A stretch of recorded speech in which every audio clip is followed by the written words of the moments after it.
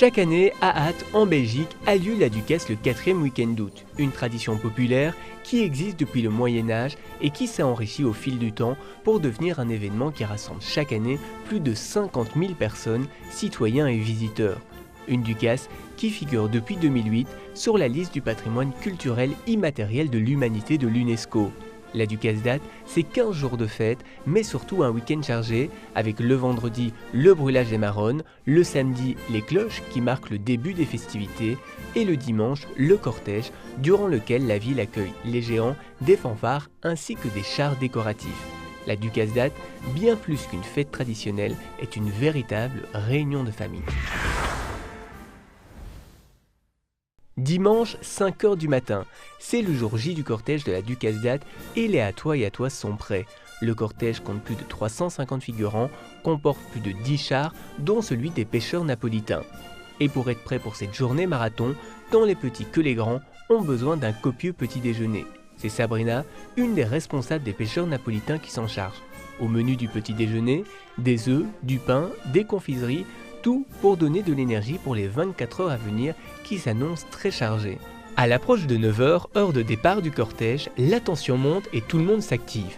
Le bourgmestre, lui, salue tous les participants avant de monter dans la calèche pour suivre le cortège. De l'autre côté, les figurants prennent possession de leurs chars, tous tirés par des chevaux, dont certains ont même été couronnés par la ville. Parmi les chars, on retrouve celui des pêcheurs napolitains et son sauvage. Présent depuis 1873 au moins, le sauvage, familièrement appelé par la suite le diable, aurait été embarqué sur l'île légendaire de Gavatao. Sur la barque, qui compte plus de 10 figurants, il crie, il gesticule pour se libérer de ses deux gardes et il frappe avec son gourdin pour le plaisir ou le déplaisir des tout-petits. Le diable, cette année, c'est Rudy, et il est présent dans le cortège depuis près de 40 ans. Il a pris la succession de son frère Ronald il y a 14 ans en tant que sauvage, qui lui-même avait pris la succession de leur père et de l'oncle de leur père, Marcel. Des rôles qui se transmettent donc de génération en génération. D'ailleurs, sur la barque, toutes les générations se confondent, petits et grands ne forment qu'une seule famille, celle des pêcheurs napolitains. Certains sont en haut du mât, d'autres en bas, et le moins que l'on puisse dire, c'est que même la plus jeune génération sait comment s'organise une telle aventure et la place de chacun. Et ça, c'est là. Avant. Tu iras en haut après. Pourquoi? C'est pas quand tu seras grand, encore plus grand. En haut. Il arrive, tu sais ce qu'il fait. Là? Ouais. Non. Pendant que les plus petits se régalent sur le bateau, le diable, lui, tout de noir vêtu avec un chapeau de plume, déambule dans les rues d'Ath devant les plus jeunes, mais aussi les personnes âgées, et les réactions des enfants sont parfois surprenantes. Certains ont peur.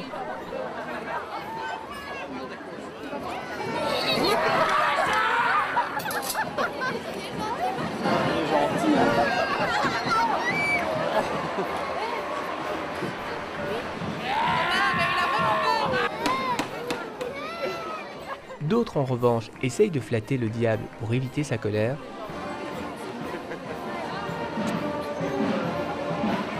Mais derrière le côté festif, en 2012, l'ensemble du cortège, y compris la barque des pêcheurs napolitains, a tenu à rendre hommage à Guy Spitals, un homme politique belge disparu quelques jours avant la Ducasse. Sur le podium situé devant l'hôtel de ville, un siège avec le portrait de Guy Spitals avait été installé.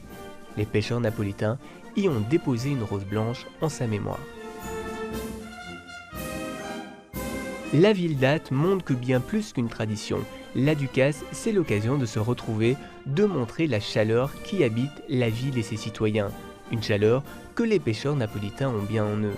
Bien plus que de simples figurants sur un char, ils prouvent chaque année que la Ducasse, c'est une véritable famille qui ne se sépare jamais.